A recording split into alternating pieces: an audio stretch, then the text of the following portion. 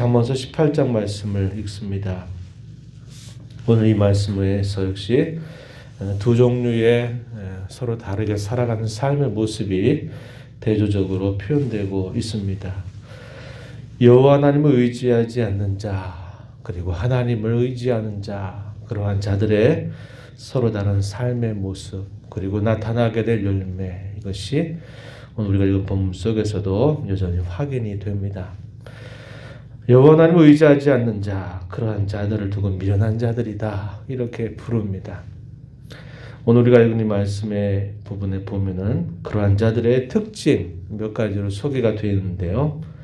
먼저 그러한 자들을 살펴보고, 또 하나님을 의지하는 자들, 그러한 자들이 또 어떻게 삶 속에서 살아가는가 하는 것을 살펴보고, 또 이 하루 이 한 주간을 살아가면서 우리 하나님을 가까이 하고 또 의지하는 자로 살아가는 삶이 되기를 바랍니다. 먼저 여호와를 의지하지 않는 자, 그런 자를 미련한 자라 부르는데, 그런 자들의 특징에 대해서 이렇게 소개하고 있어요. 1절 말씀에 보면은 이렇게 말합니다. 자기 소욕을 따르는 자다, 이렇게 소개하죠. 무리에게서 스스로 갈라지는 자, 그건 자기 소욕을 따르는 자인데, 그러한 사람은 온갖 참지혜를 배척한다. 어리석은 자, 미련한 자가 된다, 이렇게 이야기합니다. 여기서 강조하고 있는 표현이 자기 소욕을 따른다는 거죠. 자기 생각을 항상 앞세우는 특징을 가지고 있다, 이렇게 표현합니다. 2절에서 비슷한 표현이 이어지는데요. 미련한 자는 명철을 기뻐하지 않는다. 자기의 의사를 드러내기만 기뻐한다. 자기 소욕을 따르고 자기 의사, 자기 생각만을 앞세우고 드러내기를 기뻐하는 자다, 이렇게 표현합니다. 무리 가운데서 항상 다른 사람의 말을 기울여 듣지 않고 자기 고집을 많이 하는 경우는 실수가 많습니다. 어리석은 사람의 특징이다, 이렇게 분명하게 이야기를 해주죠. 하나님을 의지하는 자와 전혀 다른 생각을 가지고 살아가는 사람, 이렇게 표현했습니다. 이러한 사람들의 입은 다툼을 일으키는 일에 아주 능숙합니다. 어떤 말을 하면 다툼거리가 되는 거죠. 이러한 사람들, 이렇게 이야기하고, 또 이런 사람의 특징 보면 8절 가서 보면 뭐라고 이야기하냐면요. 남의 말 하기를 아주 좋아합니다. 근데 그 남의 말 하는 게 우리 사람의 본성에 너무 잘 들어맞다고 이야기하죠. 8절 말씀 한번 보시기 바랍니다. 남의 말을 하기를 좋아하는 자의 말은 별식과 같아서 뱃속 깊은 데로 내려간다, 이렇게 이야기합니다. 되게 우리가 말해서 많은 이야기 하는 것 중에 우리 자신과 관계된 일, 그런 말도 하지만, 그런 대부분의 경우에는 자기의 생각을 주로 이렇게 구구절절 읊어갈 때가 참 많고, 또 다른 사람에 대한 이야기들을 아주 쉽사리 하게 되는데, 그런 이야기 가운데서도 사실 우리가 그 사람의 약점을 이야기하거나 험담하는 일들에 아주 익숙해져 있는 모습들을 보게 됩니다. 그래서 우리가 말하는 일에 있어서는 항상 조심해야 된다는 거예요. 그 말하는 것이 결국 자기의 인격을 드러내는 것이고, 그런 말들이 하나님을 의지하는 자, 또 지혜롭게 행하는 자의 길과 너무 반대되는 자리에 있다는 것을 우리가 잊지 말아야겠다는 겁니다. 또 여호와를 의지하는 자, 하지 않는 자, 그런 경우에 또 소개되는 것, 9절에 보면 자기의 일을 게을리한다, 이렇게 표현했고요. 또 11절 가서 보면 하나님을 의지하지 않으니까, 무엇을 그렇게 의지하냐면 자기의 재물을 많이 의지한다, 이렇게 표현하고 있어요. 10절에 한번 보면은, 11절에 보면 이렇게 말합니다. 부자의 재물은 그의 견고한 성이라 그가 높은 성벽같이 여긴다, 이렇게 이야기합니다. 높은 성벽같이 여기는 것, 그것을 재물로 여겨서 그 재물을 많이 의지하게 되는 자들로 설명을 해주고 있어요. 그러한 자들의 특징은 역시 또 교만하다, 이렇게 소개까지 해줍니다. 12절에 보면은 우리가 많이 읽었던 말씀의 내용입니다. 사람의 마음의 교만은 멸망의 선봉이지만 겸손은 종기의 길잡이가 된다. 이렇게 표현했어요. 그러나 이제 하나님을 의지하는 자들에게 있어서는 다른 모습을 쭉 소개를 해주는데 몇 가지로 한번 나누어서 생각해 볼 수 있습니다. 하나님을 의지하는 자들의 살아가는 합당한 삶의 모습은 공의를 잘 실현하는 일에 관심을 기울여야 된다. 이렇게 이야기해 줍니다. 5절 말씀에 보면은 악인을 두둔하지 말고 재판할 때 의인을 억울하게 하지 않는다. 이런 표현들은 정의, 공의를 잘 실현하는 모습에 대해서 소개하는 표현입니다. 또 17절 가서 보면은 송사에 있어서 원고의 말이 바른 것 같지만 피고가 와서 밝혀준다. 이 말은 한쪽의 말만 듣고 섣불리 판단하지 말고 항상 다른 편의 말도 반드시 들어서 그것을 잘 신중하게 판단하는 자세를 가져야 될 것을 이야기합니다. 이것이 정의를 잘 실현하는 성도의 모습이어야 한다. 이렇게 소개를 해주고요. 또 재물과 관계에서는 재물을 의지하기보다는 하나님을 늘 의지하는 자로 살아간다. 이렇게 소개를 해줍니다. 우리가 조금 전 살펴봤던 이 11절과 반대되고 있는 이 표현이 10절에서 나타나죠.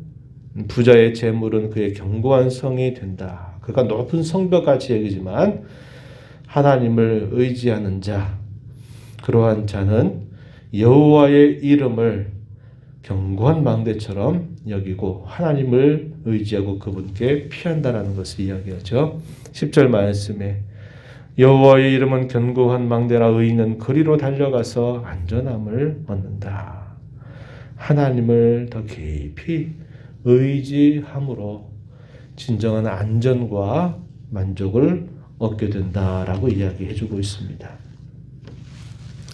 그리고 가난한 자들의 요청에 대하여 항상 귀를 기울일 줄 아는 자세를 가질 것을 이야기해줘요.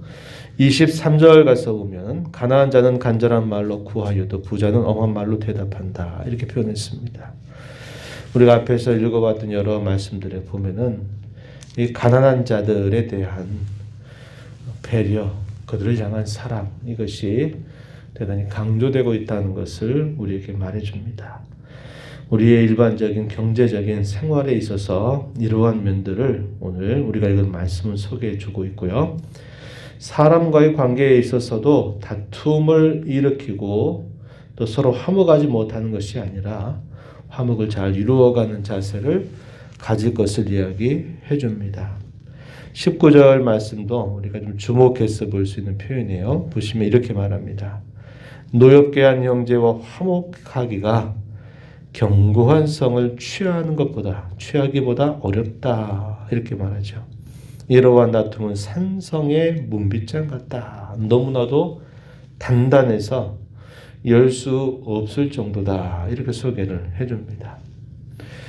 화목하기가 참 어렵다는 거죠. 특별히 자기를 아주 노엽게 하고 화나게 한 사람과 화목하는 것이 결코 쉽지 않아요. 우리가 인생을 살면서 많이 경험하는 그런 부분이기도 합니다.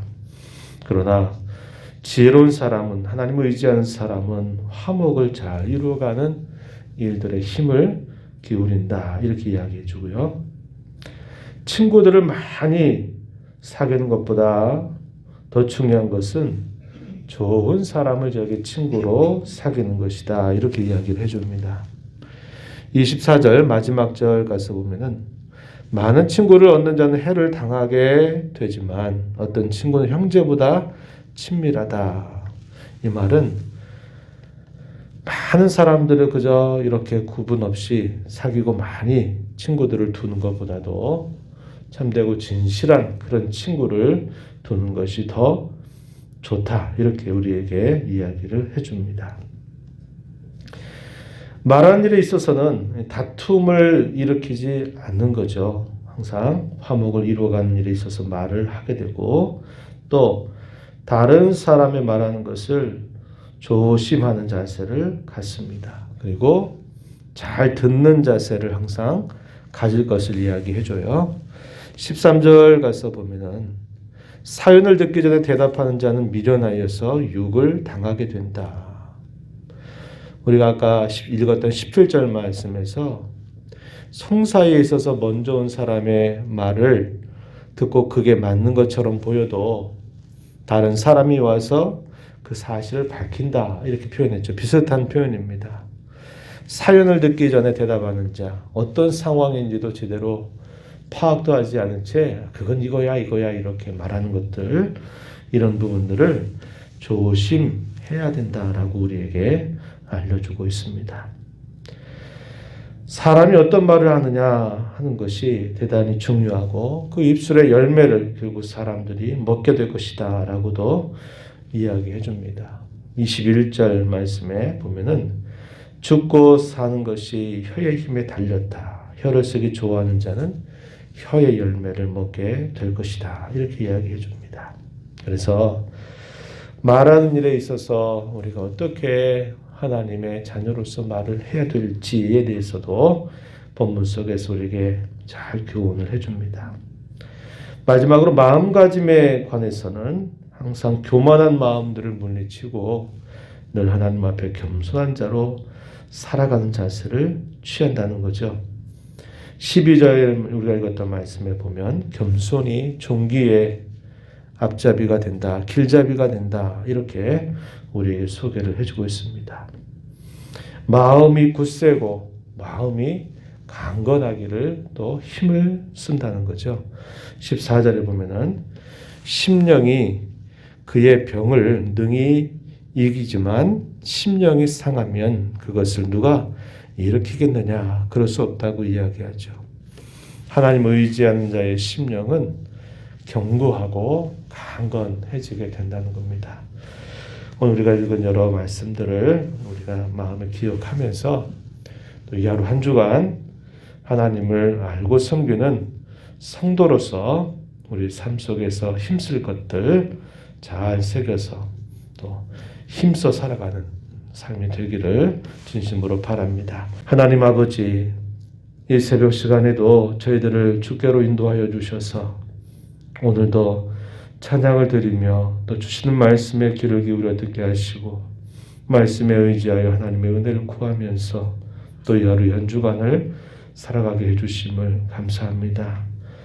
미련한 자와 같이 저희들이 우리 자신들의 생각을 앞세우고 자기 소욕을 따라 늘 살아가지 않도록 하나님께서 인도하시고 여호와 하나님의 이름을 견고한 망대로 여겨서 늘 하나님을 의지하는 자로 살면서 주께서 기뻐하시는 합당한 말, 또 우리의 경제관념에 있어서 합당하게 또 행하는 일들과 많은 사람들과의 관계들 속에서도 저희들이 다툼을 일으키고 이간질하는 것이 아니라 화목을 잘 이루어가는 그런 삶을 살아가도록 주께서 인도하시고 무엇보다도 저희들의 마음이 늘 하나님 앞에 겸손한 자가 돼서 하나님의 은혜를 늘 힘입어 살아가는 삶이 되게 하시고 하나님을 의지함으로 저희의 심령이 강하고 굳건하여서 이러한 저러한 일들에 요동하고 흔들리지 않는 삶을 살아가도록 저희들을 도와주시옵소서.